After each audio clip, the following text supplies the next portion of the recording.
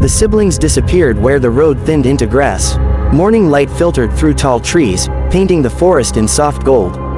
They had wandered only a little, laughing at birdsong, until the path folded into itself and the world grew unfamiliar.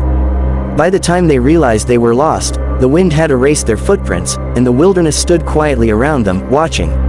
The sun climbed higher, and the air thickened.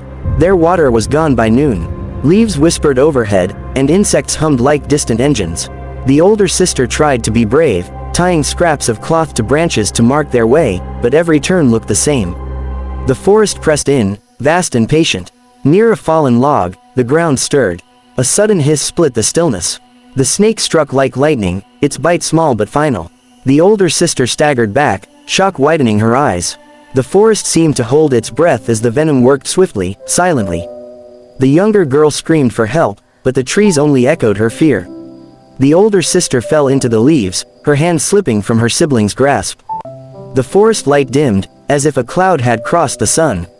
The younger girl knelt, shaking, calling her sister's name until her voice broke. When she stood again, she was alone in a world that suddenly felt endless. She walked without direction, guided only by instinct and desperation. Thorny bushes scratched her legs, branches tugged at her clothes. As evening bled into the sky, the forest grew colder. Every sound became a threat, every shadow a watcher. A low, rasping laugh rose from the dark. The hyena circled, eyes gleaming, hunger etched into its grin. The girl backed away, heart hammering, feet slipping on loose soil. The night seemed to close in, the stars hidden, the world narrowed to teeth and fear. The crack of a rifle shattered the night. The hyena fell mid-lunge, its laughter cut short. Smoke drifted through the trees. A hunter emerged, steady and alert, eyes scanning the darkness before softening when he saw the trembling child. He lowered his weapon and knelt, offering a hand. He wrapped her in a warm cloth and led her through the forest as if it were a familiar room.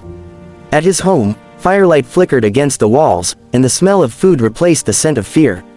The girl ate quietly, exhaustion weighing her eyelids. Sleep came in fragments. She dreamed of leaves turning into paths, of her sister's voice carried on the wind. Outside, the forest settled into its nocturnal rhythm, but inside, she was safe, cradled by warmth and quiet. At dawn, light spilled across the land, and the wilderness loosened its grip. The hunter stood at the doorway, the forest behind him calm and distant. The girl stepped forward into the new day, carrying loss in her heart, but also life, rescued from the shadows.